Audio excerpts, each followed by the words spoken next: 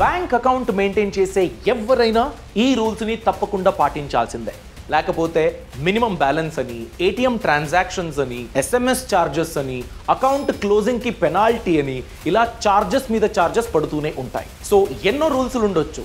Top 5 rules గురించి డీటెయిల్గా ఈ వీడియోలో నేను ఎక్స్ప్లెయిన్ చేయబోతున్నాను. సో వీడియో ఎండ్ వరకు చూడండి, మీ బ్యాంక్ అకౌంట్లో పెనాల్టీ పడకుండా చూసుకోండి. నమస్కారం, నేను అభిషేక్ రామప్ప. పాయింట్ నెంబర్ 1, మీ బ్యాంక్ అకౌంట్కి మినిమం బ్యాలెన్స్ ఎంత ఉండాలి? ఫర్ ఎగ్జాంపుల్ 10,000 అనుకోండి, లేకపోతే 5,000 అనుకోండి. అంటే మంత్ పూరా 5,000 రూపీస్ అలానే బ్లాక్ అయి ఉండాలా? కంప్లీట్ ఇయర్ నేను ఒక 5 సంవత్సరాలకి మెయింటైన్ చేస్తున్నాను ఈ బ్యాంక్ అకౌంట్ని. కంప్లీట్ 5 సంవత్సరాలు ఆ 5,000 రూపీస్ బ్లాక్డ్గా ఉందా? అది మీరు చేస్తున్న అతిపెద్ద తప్పు. ఎందుకంటే దానికి MAB అంటారు, మంత్లీ యావరేజ్ బ్యాలెన్స్ అని. Monthly average balance. Okay, so దీన్ని ఎక్స్ప్లెయిన్ చేయడానికి ఫర్ ఎగ్జాంపుల్ మీ బ్యాంక్ అకౌంట్లో 5,000 రూపీస్ మినిమం బ్యాలెన్స్ ఉండాలి అని బ్యాంక్ వాళ్ళు చెప్పారు. అంటే కొన్ని జీరో బ్యాలెన్స్ అకౌంట్లు ఉన్నాయి, PM జన్ధన్ స్కీమ్ అని ఉంది, వేరే వేరే బ్యాంక్ అకౌంట్లు ఉంటాయి కదా, దాంట్లో కొన్ని రూల్స్లు ఉంటాయి. జీరో బ్యాలెన్స్ అని ఉంటే మీకు ఛార్జ్ చేయడానికి, పెనాల్టీ వేయడానికి అవకాశం ఉండదు. బట్ జనరల్ సేవింగ్స్ అకౌంట్లు ఉంటాయి కదా, శాలరీ అకౌంట్ ఉంటుంది, అక్కడ పని వదిలేశారు, దాని తర్వాత మీరు ఆ అకౌంట్ని క్లోజ్ చేయలేదు, అలాంటప్పుడు ఆ శాలరీ అకౌంట్ ఎలాంటి పెనాల్టీ లేకుండా పనిచేసేది సడన్గా జనరల్ సేవింగ్స్ అకౌంట్గా కన్వర్ట్ అయిపోతుంది. అలాంటప్పుడు మీరు ఈ రూల్ గురించి తెలుసుకోవాలి. For example 5,000 rupees minimum balance ఉండాలి. 1వ తారీఖు శాలరీ వచ్చింది, మీరు మంత్లో స్టార్టింగ్ 5 డేస్ అకౌంట్లో 10,000 రూపీస్ ఉండేది, 1 నుంచి 5వ తారీఖు వరకు. నెక్స్ట్ 6th నుండి 15th వరకు 7,000 రూపీస్ ఖర్చు పెట్టేశారు, మిగిలింది ఎంత? 3,000 రూపీస్. నెక్స్ట్ 10 డేస్కి 3,000 రూపీస్ మాత్రమే మీ అకౌంట్లో ఉంది. 16th to 20th అని చూసుకున్నట్లయితే నెక్స్ట్ 5 డేస్ ఎవరో ఒక ఫ్రెండ్ మీ దగ్గర డబ్బు తీసుకున్నారు, ఆయన 4,000 రూపీస్ తిరిగి మీ అకౌంట్కి ట్రాన్స్ఫర్ చేసేసాడు. 3,000 రూపీస్ ఉండే మీ అకౌంట్ బ్యాలెన్సు 4,000 రూపీస్ యాడ్ అయ్యింది, సో 7,000 రూపీస్ అయ్యింది. దెన్ 21వ తారీఖు నుండి 30వ తారీఖు వరకు ఈ 7,000 రూపీస్లో మీరు పిల్లల ఫీజు అని, ఇంకేదో ఎక్స్పెన్సెస్ అని 5,000 రూపీస్ ఖర్చు పెట్టేశారు. సో నెక్స్ట్ 10 డేస్ మీ అకౌంట్లో 2,000 రూపీస్ మాత్రమే ఉండింది. అంటే మీ అకౌంట్లో 5,000 రూపీస్ మినిమం బ్యాలెన్స్ ఉండాలి అనే రూల్స్ ఉన్నా కూడా ఒక 10 డేస్ 3,000 ఉంది, ఇంకో 10 డేస్ 2,000 రూపీస్ మాత్రమే ఉంది, ఒక 5 డేస్ 10,000 రూపీస్ ఉంది, ఇలా ఫ్లక్చుయేట్ అయ్యింది. ఓకే, ఇంకోసారి క్విక్గా చెప్పేస్తా. First 5 days of the month 10,000 rupees ఉంది మీ దగ్గర, అక్కడి నుంచి 7,000 రూపీస్ ఖర్చు పెట్టేశారు, 3,000 రూపీస్కి వచ్చింది. నెక్స్ట్ 10 డేస్ 3,000 రూపీస్ మాత్రమే ఉంది. దాని తర్వాత ఎవరో మీ ఫ్రెండ్ 4,000 రూపీస్ మీకు తిరిగి ఇచ్చేశారు, 3,000 రూపీస్ ఉండేది 4,000 రూపీస్ యాడ్ అయ్యి 7,000 రూపీస్ అయ్యింది. ఆ 7,000 రూపీస్లో 21 నుండి 30th తారీఖు వరకు 5,000 రూపీస్ ఖర్చు పెట్టేశారు, మిగిలింది 2,000 రూపీస్. సో ఇలాంటి సిట్యువేషన్లో మంత్లీ యావరేజ్ బ్యాలెన్స్ ఎలా లెక్కిస్తారు ప్రాక్టికల్గా చూపిస్తారు. 10,000 రూపీస్ బ్యాలెన్సు 5 డేస్ ఉండేది, 1వ తారీఖు నుండి 5వ తారీఖు వరకు 10,000 రూపీస్ అలానే ఉంది. సో దాన్ని మల్టిప్లై చేస్తే 50,000 రూపీస్ అవుతుంది. నెక్స్ట్ 10 డేస్ మీ దగ్గర జస్ట్ 3,000 రూపీస్ ఉండేది, సో అది 30K అవుతుంది. నెక్స్ట్ 5 డేస్ మీ దగ్గర 7,000 రూపీస్ మాత్రమే ఉంది మీ అకౌంట్లో, సో 35,000 అయ్యింది. ఇంకో 10 డేస్ మంత్లో జస్ట్ 2,000 రూపీస్ మాత్రమే ఉంది, 20,000 రూపీస్ అయ్యింది. ఇవన్నీ కలిపినట్లయితే 135K అంటే 1,35,000 అవుతుంది. మంత్ డేస్ 30 కాబట్టి ఈ బ్యాలెన్స్ని మీరు ఏదైతే మల్టిప్లై చేసి యాడ్ చేశారో దాన్ని 30తో డివైడ్ చేయండి, అది యావరేజ్ 4,500 అవుతుంది. సో మీ అకౌంట్కి MAB monthly average balance 4,500 rupees అయ్యింది. మనం మాట్లాడుకున్న రిక్వైర్మెంట్ ఎంత? 5,000 రూపీస్ MAB. మీ అకౌంట్లో యావరేజ్ వచ్చింది ఎంత? 4,500 రూపీస్. అంటే 500 రూపీస్ తక్కువ ఉంది. ఇలాంటప్పుడు మీరు పెనాల్టీ పే చేయాలి. ఎంత? ఈ 500 ఎంతైతే అమౌంట్ తక్కువ ఉందో దానికి 6%, లేకపోతే 500 రూపీస్. రెండు ఆప్షన్ ఉంది, 6% ఆఫ్ MAB డిఫరెన్స్ లేకపోతే 500 రూపీస్. ఈ రెండిట్లో ఏదైతే తక్కువ ఉంటుందో దాన్ని పెనాల్టీ అని ఛార్జ్ చేస్తారు. సో ఈ క్యాల్కులేషన్ ద్వారా ఈ అకౌంట్లో తక్కువ ఉన్నది 500 rupees. So 6% of 500 is equal to 30 rupees అవుతుంది. ఈ 30 రూపీసా లేకపోతే 500 రూపీసా? ఈ రెండు ఆప్షన్ ఉంది. దీంట్లో తక్కువ ఉన్నది 30 రూపీస్. సో ఈ 30 రూపీస్ని పెనాల్టీ అని డిడక్ట్ చేస్తారు. ఇదే సినారియోలో మీకు పెనాల్టీ పడకూడదంటే మీకుండే ఆప్షన్ ఏంటి? మీ అకౌంట్కి 10,000 వచ్చింది కదా, 5 డేస్ పెట్టుకున్నారు, దాని తర్వాత ఖర్చు పెట్టారు కదా. ఒకవేళ ఆ 10,000 రూపీస్ని 8 డేస్ మీరు మెయింటైన్ చేసి ఉంటే అది 80,000 అయ్యేది.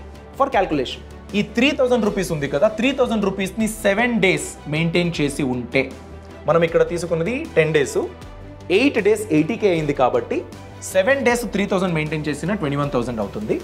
మిగిలిన ఈ రెండు 7,000 5 డేస్, 2,000 10 డేస్ అలానే ఉంటుంది. ఇవన్నీ కలిపినట్లయితే 1,56,000 అవుతుంది, అంటే 1.5 lakh రూపీస్. దీన్ని డివైడెడ్ బై 30 చేసినట్లయితే 5.2 అవుతుంది. అంటే మనకు రిక్వైర్మెంట్ ఉన్నది 5,000 రూపీస్ MAB. ఈ క్యాల్కులేషన్ ప్రకారంగా 5,200 రూపీస్ అయ్యింది. సో ఇక్కడ మీరు ఏ పెనాల్టీ పే చేయాల్సిన అవసరం లేదు. ఇలా లెక్కిస్తారు. 10,000 రూపీస్ మినిమం బ్యాలెన్స్ అంటే 10,000 రూపీస్ ముట్టుకోకుండా అక్కడే పెట్టేయడం అని కాదు, MAB క్యాల్కులేట్ చేయాలి. ఇది చాలా జనరల్గా పెనాల్టీ పడే ఒక అవకాశం అండి. సో దీన్ని మీరు ప్లాన్ చేసుకోవాలి. నెక్స్ట్, చాలా కామన్ మిస్టేక్స్ ఏంటి? సమ్టైమ్స్ ATM ట్రాన్సాక్షన్స్ రూల్స్ ఏదో మీరు పాటించలేదు, దాని గురించి పెనాల్టీ. డెబిట్ కార్డ్ గురించి, అంటే ATM కార్డ్ వాడతారు కదా, దాని గురించి ఏదో ఒక పెనాల్టీ అని, ఛార్జ్ అని పెట్టేస్తారు. ECS ఎలక్ట్రానిక్ క్లియరింగ్ సిస్టమ్ లేకపోతే EMI ఆటోపే గురించి మీరు ఒక ఆప్షన్ని ఎంచుకుని ఉంటారు, దాని గురించి ఏదో మీరు రూల్స్ ఫాలో చేయలేదని ఛార్జెస్ వేస్తారు. SMS ఛార్జెస్, నా అకౌంట్లో ఎంత బ్యాలెన్స్ ఉంది, నేను UPI చేసా 10 రూపీస్, 10 రూపీస్ మీ అకౌంట్లో కట్ అయ్యింది అని ఒక SMS వస్తుంది, దానికి కూడా ఛార్జెస్ పే చేయాలి మనం. ఓకే, సో దీని గురించి ఇప్పుడు తెలుసుకుందాం. నంబర్ 1, ATM రూల్స్ అండి. 1 మే 2025 నుండి RBI రూల్ తెచ్చింది, అన్లిమిటెడ్ ATM ట్రాన్సాక్షన్స్ ఉండవు. మీరు ఒక బ్యాంకులో అకౌంట్ మెయింటైన్ చేస్తున్నారు, ఆ బ్యాంక్కి సంబంధించి ఉన్న ATMలో మీరు 5 ట్రాన్సాక్షన్స్ మాత్రమే చేయొచ్చు ఒక నెలకి. వితిన్ 30 డేస్ 31 డేస్ 5 ట్రాన్సాక్షన్స్ మాత్రమే ఫ్రీగా ఉంటుంది. ఇది మీ బ్యాంక్ అకౌంట్ ATM అని చూసుకుంటే, ఫర్ ఎగ్జాంపుల్ మీది HDFC అకౌంట్ ఉంది అనుకోండి. HDFC అకౌంట్లో ఒక నెలకి 5 ట్రాన్సాక్షన్స్ మాత్రమే ఫ్రీగా ఉంటుంది. దాని తర్వాత మీ ఇంటి దగ్గర ఇంకేదో బ్యాంక్ది ATM ఉంది, ఫర్ ఎగ్జాంపుల్ SBI ATM ఉంది, అదర్ బ్యాంక్ ATM SBI. మీ అకౌంట్ ఉన్నది HDFCలో. సో మీరు SBI ATM దగ్గరగానే ఉంది కదా, అక్కడికి వెళ్ళి ట్రాన్సాక్షన్ చేస్తారు. అలాంటప్పుడు మెట్రో సిటీ అయితే, ఫర్ ఎగ్జాంపుల్ హైదరాబాద్, బెంగళూరు, చెన్నై అలాంటి నగరంలో అయితే 3 ట్రాన్సాక్షన్స్ మాత్రమే అదర్ బ్యాంక్ ద్వారా మీకుంటుంది. ఒకవేళ నాన్ మెట్రో అయితే, ఏదో ఒక డిస్ట్రిక్ట్ హెడ్ క్వార్టర్స్, మీ పల్లెటూరికి దగ్గరగా ఉన్న ఒక నాన్ మెట్రోలో ఉన్న ATM అనుకోండి, అదర్ బ్యాంక్ ATM అనుకున్నా కూడా మ్యాక్సిమం 5 ట్రాన్సాక్షన్స్ మాత్రమే ఫ్రీగా ఉంటాయి. ఇంకోసారి చెప్పేస్తాను, మీది HDFC అకౌంట్ ఉంది, HDFC బ్యాంక్ ATMలో 5 మాత్రమే ఫ్రీ ట్రాన్సాక్షన్స్. దాని తర్వాత ఇంకో కంపెనీ బ్యాంక్ ఉంటే ఆ బ్యాంక్ ద్వారా మెట్రో సిటీస్లో 3 ట్రాన్సాక్షన్స్ మీరు ఫ్రీగా వాడచ్చు. నాన్ మెట్రో అయితే 5 ట్రాన్సాక్షన్స్ వాడుకోవచ్చు. సో మ్యాక్సిమం ఎంత? మెట్రో సిటీ అయితే మీ బ్యాంక్ది 5 ట్రాన్సాక్షన్స్, ఇంకో బ్యాంక్ది 3 ట్రాన్సాక్షన్స్, సో 8. నాన్ మెట్రో అయితే మీ బ్యాంక్ది 5 ట్రాన్సాక్షన్స్, ఇంకో బ్యాంక్ది 5 transactions, 10. So maximum 8 or 10 transactions మీరు ఫ్రీగా వాడచ్చు. ఒకవేళ 10 క్రాస్ అయిందంటే, 8 క్రాస్ అయిందంటే మీరు పెనాల్టీ కట్టాలి. బిఫోర్ మే 2025 ఫ్రీ ట్రాన్సాక్షన్ లిమిట్ అయిపోయిన తర్వాత ప్రతి ట్రాన్సాక్షన్స్కి మీరు కట్టే పెనాల్టీ 21 రూపీస్ ప్లస్ GST ఉండేది. మే 2025 తర్వాత RBI ఆ రూల్ని, ఆ పెనాల్టీని పెంచింది, రూల్ మార్చింది. 21 రూపీస్ కాకుండా 23 రూపీస్ ప్లస్ GST మీరు పే చేయాలి. 10 ట్రాన్సాక్షన్స్ ఉంది ఫ్రీ, మీరు వెళ్ళి ఏదో ఒక ఏటీఎంలో చెక్ చేసేసారు, బ్యాలెన్స్ చెక్ చేశారు. ఇది కూడా చాలా ఇంపార్టెంట్. ఎంతోమంది అనుకుంటారు నేను డబ్బు విత్డ్రా చేయలేదు, అది ట్రాన్సాక్షన్ అని లెక్కించదుగా. అది రాంగ్ అండి. మీరు జస్ట్ బ్యాలెన్స్ చెక్ చేసినా కూడా అది ఒక ట్రాన్సాక్షనే. డబ్బు విత్డ్రా చేస్తే, డబ్బు డిపాజిట్ చేస్తే ఫినాన్షియల్ ట్రాన్సాక్షన్. డబ్బు విత్డ్రా చేయకుండా జస్ట్ బ్యాలెన్స్ చెక్ చేసినా కూడా అది నాన్ ఫినాన్షియల్ ట్రాన్సాక్షన్ అని లెక్కించబడుతుంది. సో ఎలాంటి ట్రాన్సాక్షన్స్ అయినా maximum limit 8 or 10 depending upon metro or non metro. So అలాంటప్పుడు 23 రూపీస్ ప్లస్ జిఎస్టీ 18%. ఈ కేసులో 23 రూపీస్కి ఆల్మోస్ట్ ఒక 4 రూపీస్ వరకు వస్తుంది. సో 27 రూపీస్ పర్ ట్రాన్సాక్షన్ మీరు పే చేయాలి. 4 ట్రాన్సాక్షన్లు ప్రాబ్లం అయిందనుకోండి 108 రూపీస్ మీరు కట్టాలి. ఇలాంటి పెనాల్టీలు చాలా బాధంగా ఉంటుంది కదా. సో మీ ఫ్యామిలీ గురించి మీరు ప్లాన్ చేయకపోతే వాళ్ళు మీకు ఏదైనా ప్రాబ్లం అయితే పెనాల్టీ పే చేయాల్సి వస్తుంది. అందుకే హెల్త్ ఇన్సూరెన్స్ మరియు టర్మ్ ఇన్సూరెన్స్ గురించి ప్రాపర్గా ప్లాన్ చేయండి. దాని గురించే పాలసీ బజార్ ఉంది. డిస్క్రిప్షన్లో లింక్ ఇచ్చాను, క్లిక్ చేసి మీ డీటెయిల్స్ ఎంటర్ చేసి మీకు ఏదైతే సూట్ అవుతుందో అలాంటి పాలసీ గురించి మీరు కంపేర్ చేయొచ్చు. 51+ ఇన్సూరెన్స్ ప్రోడక్ట్స్ని కంపేర్ చేసి మీకు ఏదైతే సూట్ అవుతుందో దాన్ని కొనుగోలు చేయండి. ఇప్పుడే కొనుగోలు చేసినట్లయితే అప్ టు 15% మీరు డిస్కౌంట్ కూడా పొందొచ్చు. అలానే 699 రూపీస్ వరకు ఎవ్రీ మంత్ మీరు ప్రీమియం పే చేసినట్లయితే 1 crore రూపీస్ వరకు కవరేజ్ పొందడానికి అవకాశం ఉంది. అందుకే ఆలస్యం చేయకండి. డిస్క్రిప్షన్లో లింక్ ఉంది, క్లిక్ చేసి కంపేర్ చేసి మీకు ఏది సూట్ అవుతుందో దాన్ని కొనుగోలు చేయండి. Coming back to the topic, next charges ఏంటంటే డెబిట్ కార్డు గురించి. నా దగ్గర ఒక ఏటీఎం కార్డు ఉంది. డెబిట్ కార్డ్ అంటే ఏటీఎం కార్డు అండి. ఓకే, ఏటీఎం కార్డు ఉంది, బ్యాంక్ అకౌంట్ ఓపెన్ చేసినప్పుడు ఇచ్చారు. ఇప్పుడైతే నేను యూపీఐ వాడుతున్నాను. సో ఏటీఎం గత సంవత్సరంలో నేను అస్సలు వాడలేదు. అలాంటప్పుడు కూడా మీరు చార్జెస్ పే చేయాలి. 200 rupees plus GST for basic ATM card. దాంట్లో కూడా కొన్ని వేరే వేరే వెరైటీస్ ఉంటాయి. బేసిక్, క్లాసిక్, ప్లాటినమ్, గోల్డ్ ఇలా ఉంటుంది. అలాంటి ఏటీఎం కార్డులకు కొన్ని వేరే వేరే ఫీచర్స్, అడ్వాన్స్డ్ ఆప్షన్స్ ఇలాంటివన్నీ ఉంటాయి. So 200 plus GST again 18%. So 18% అనుకుంటే 36 రూపీస్, 236 రూపీస్. కొన్నిసార్లు మీకు మెసేజ్ వస్తుంది, యాన్యువల్ మెయింటెనెన్స్ ఛార్జెస్ అని 236 రూపీస్ డిడక్ట్ అవుతుంది. దేని గురించి మెయింటెనెన్స్ అని మీకు తెలియదు. ఆ 236 రూపీస్ మీ బేసిక్ ఏటీఎం కార్డు గురించి అండి. ఒకవేళ అడ్వాన్స్డ్ ప్రీమియం అయితే మేబీ 300 ఆర్ 350, 325 ఇలా కూడా ఉండొచ్చు. నెక్స్ట్ రూల్ చాలా ఇంపార్టెంట్ అండి. ఎందుకంటే మనం ఇప్పుడు క్రెడిట్ కార్డులో ఏదో కొనుగోలు చేస్తాము, ఈఎంఐలో కొంటాము, ఆటోపే ఆప్షన్స్ని ఎంచుకుంటాము, ఇన్వెస్ట్మెంట్ గురించి ఆటోమేటిక్గా ఇన్వెస్ట్మెంట్ అయిపోవాలి అని ప్లాన్ చేస్తాం కదా. ఆ ఫెసిలిటీకి ఈసీఎస్ అంటారు, ఎలక్ట్రానిక్ క్లియరింగ్ సిస్టమ్, ఈసీఎస్. అలానే ఈ ఈఎంఐ ఆటోపే గురించి కూడా మీరు ఈ ఫెసిలిటీని వాడుకుంటూ ఉంటారు. ఒకవేళ ఫర్ ఎగ్జాంపుల్ నేను ఎవ్రీ మంత్ 5000 రూపీస్ ఈఎంఐ కట్టాలి అని ప్లాన్ చేసుకున్నా, ఏదో ఒకటి కొన్నాను, నా శాలరీ అకౌంట్ కింద ఈ యాక్టివేషన్ని నేను చేసుకున్నాను. ఎవ్రీ మంత్ 5వ తారీఖుకి, 1వ తారీఖుకి నాకు శాలరీ వస్తుంది, 5వ తారీఖుకి 5000 రూపీస్ ట్రాన్స్ఫర్ అయిపోవాలి. ఇది నేను పెట్టుకున్న రూల్. నేను జాబ్ వదిలేశాను, నేను ఈఎంఐస్ క్లియర్ చేయలేదు. ఓకే, ఆ శాలరీ అకౌంట్లో ఒకవేళ బ్యాలెన్స్ లేకపోతే 5వ తారీఖుకి మీకు లోన్ ఇచ్చిన ఇన్స్టిట్యూషన్ ఉంటుంది కదా, say for example some NBFC. ఆ ఎన్బిఎఫ్సి ట్రాన్సాక్షన్ చేయడానికి ట్రై చేస్తుంది. మీరు మ్యాండేట్ ఇచ్చేశారు, నా అకౌంట్లో 5000 rupees every month 5th cut చేసుకోండి బాబు అని. చూసినప్పుడు బ్యాలెన్స్ లేదు. అలా అయితే దాన్ని ఫెయిల్డ్ ట్రాన్సాక్షన్ అని లెక్కిస్తుంది.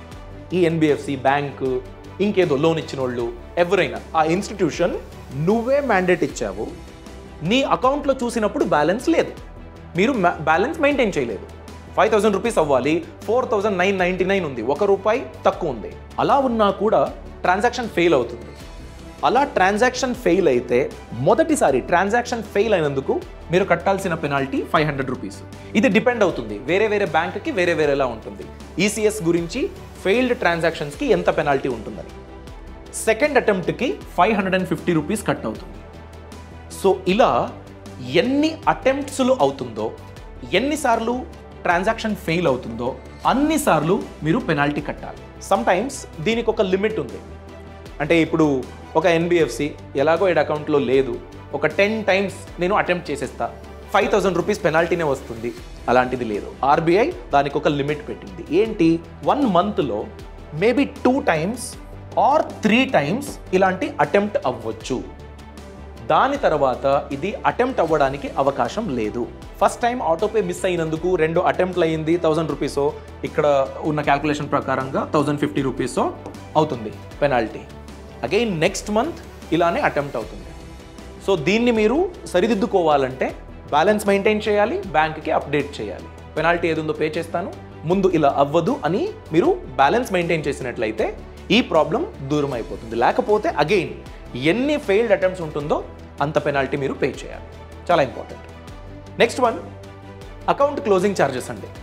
మీరు ఒక common savings bank account open చేసేసారు, అది ఇప్పుడు వద్దు మీకు, నేను క్లోజ్ చేయాలనుకున్నాను. అంటే ఇప్పుడు నేను ఒక కంపెనీలో శాలరీ అకౌంట్ ఓపెన్ చేశాను, 0 బ్యాలెన్స్ అకౌంట్, ఆ కంపెనీ వదిలేసా, వేరే జాబ్కి చేరుకున్నాను, ప్రీవియస్ కంపెనీ శాలరీ అకౌంట్ నాకు వద్దు అనుకున్నట్లయితే దాన్ని వితిన్ సమ్ టైం మీరు క్లోజ్ చేసినట్లయితే ఏ పెనాల్టీ కూడా ఉండదు. అదే కొంచెం టైం అయిపోయింది అనుకోండి, దాని తర్వాత ఆటోమేటిక్గా శాలరీ అకౌంట్ జనరల్ అకౌంట్ అయిపోతుంది. అలాంటప్పుడు మీరు మినిమం బ్యాలెన్స్ మెయింటైన్ చేయాలి, అలాంటివి ఉంటాయి. సో అందుకే సేవింగ్స్ బ్యాంక్ అకౌంట్ ఉంది, దాన్ని క్లోజ్ చేయడానికి కొన్ని రూల్స్లు ఉన్నాయి. నేను ఇప్పుడు దాన్ని క్లోజ్ చేయాలి అనుకున్నట్లయితే బిఫోర్ 12 months మీరు క్లోజ్ చేయాలంటే ఒక్కొక్క బ్యాంక్ ఒక్కొక్క రేట్ని ఛార్జ్ చేస్తుంది, క్లోజర్ ఛార్జెస్. సమ్ టైమ్స్ 200, 500, 1000 ఇలా ఉంటుంది. బిఫోర్ 12 months, 6 monthsలో, 10 monthsలో, 11 monthsలో నేను క్లోజ్ చేయాలి అనుకున్నట్లయితే ఈ అమౌంట్ని మీరు క్లోజర్ ఛార్జెస్ అని పే చేయాలి. అదే 1 year అయిపోయిన తర్వాత మీరు ఫ్రీ వితౌట్ ఛార్జెస్ కూడా అకౌంట్ని క్లోజ్ చేయొచ్చు, సేవింగ్స్ బ్యాంక్ అకౌంట్ని ఆఫ్టర్ 1 year. బట్ ఒకవేళ మీది ఏదైనా పేమెంట్ డ్యూ ఉంటే, ఈసీఎస్ అని మనం మాట్లాడుకున్నాం కదా, ఇలాంటిది ఏదైనా డ్యూ ఉంటే, అరే పెనాల్టీ వేస్తారా, నేను అకౌంట్ వాడను అనుకున్నట్లయితే అకౌంట్ని క్లోజ్ చేయడానికి అగైన్ మీరు కట్టాల్సిందే. అవన్నీ డ్యూ, ఏదైతే డ్యూలు ఉంటాయో అవి క్లియర్ అయిన తర్వాత మాత్రమే ఈ క్లోజర్ అనేది జరుగుతుంది. ఇది కూడా మీరు పాటించాలి. లాస్ట్లీ వేరే ఛార్జెస్ అండి. ఇప్పుడు మీ సేవింగ్స్ ఉంటుంది కదా, ఒక 10,000 రూపీసో 1 lakh రూపీసో మీ అకౌంట్లో ఉంది, దానికి వాళ్ళు ఇచ్చే రేట్ ఆఫ్ ఇంట్రెస్ట్ ఎంత, మేబీ 4% చుట్టుపక్కనే ఉంటుంది, అది యాన్యువల్లీ. అదే మీరు లోన్ తీసుకున్నట్లయితే హౌసింగ్ లోన్ అయితే 8 to 9% ఉంటుంది, లేకపోతే 10% కన్నా ఎక్కువే ఉంటుంది, 10% కన్నా above. Personal loan, credit card గురించి అని చూసుకున్నట్లయితే 15-16% వరకు ఉంటుంది. సో అంత ఛార్జ్ చేస్తారు. అగైన్ బ్యాంక్ ఎర్న్ చేసేదే ఇలా, మీ దగ్గర నుంచి 4% ఇంట్రెస్ట్ ఇచ్చి తీసుకున్న అమౌంట్ని లోన్గా లెండ్ చేస్తారు. 6%, 8% ఇంత ఎక్స్ట్రాగా ఎర్న్ చేసుకునే దానికి అవకాశం ఉంటుంది. లెవరేజింగ్, బ్యాంకులు అలానే డబ్బు సంపాదించేది. అలానే లోన్ ప్రాసెసింగ్ ఛార్జెస్ ఉంటుంది. మీరు అప్లై చేశారు, అన్ని ఎలిజిబిలిటీ క్వాలిటీస్ ఉన్నా కూడా ప్రాసెసింగ్ ఛార్జెస్ అని ఉంటుంది. అలానే కొన్ని లోన్స్కి నేను 5 yearsకి తీసుకున్నాను, 3 yearsలో నాకు డబ్బు వచ్చింది, నేను క్లోజ్ చేస్తా అనుకున్నట్లయితే ప్రీ క్లోజర్ అనే ఆప్షన్ ఉంటే ఛార్జెస్ ఉండదు. లేకపోతే అలాంటి ఆప్షన్ లేకపోతే మీరు లోన్ని ప్రీ క్లోజర్ చేయడానికి కూడా ఛార్జెస్ పే చేయాలి. Maybe percentage of what ever the amount left out అలా ఉంటుంది. ఇంకో 3 lakhs ఉంది, 2% కట్టాలి, అలా కూడా క్యాల్కులేట్ చేస్తారు. లాస్ట్లీ SMS అలర్ట్స్, ఛార్జెస్ ఇవన్నీ ఉంటాయండి. మీ అకౌంట్లో ట్రాన్సాక్షన్స్ అయిన గురించి మీకు తెలియచేయడానికి కూడా కొన్ని ఛార్జెస్ ఉంటుంది. ఫర్ ఎగ్జాంపుల్ ఇయర్లీ ఒక 60 రూపీసో 80 రూపీసో ఉంటుంది, లేకపోతే పర్ క్వార్టర్ 10 to 15 రూపీస్ అలా ఉంటుంది. రీసెంట్గా కొన్ని బ్యాంకులు అడిగింది ఆర్బీఐ దగ్గర, అంటే ఈ SMS ఛార్జెస్ని పర్ SMS ఇంత అని ఛార్జ్ చేయొచ్చా అని. దాని గురించి ఏమీ రూల్స్ ఇంకా అవ్వలేదు. సో ఇవ్వండి, మీరు అకౌంట్స్ మెయింటైన్ చేస్తూ ఉంటే బ్యాంకుల రూల్స్ల గురించి మీరు క్లియర్గా తెలుసుకోవాలని ఈ వీడియోని ప్లాన్ చేశాము. మీకు ఏదైనా క్వశ్చన్స్ ఉంటే దయచేసి కామెంట్ సెక్షన్లో తెలియచేయండి. ఈ ఇన్ఫర్మేషన్ మీకు నచ్చినట్లయితే తప్పకుండా లైక్ చేయండి, అలానే షేర్ చేయడం మర్చిపోవద్దు. Thanks for watching. All the best. Boss వాలా, బీ ద బాస్.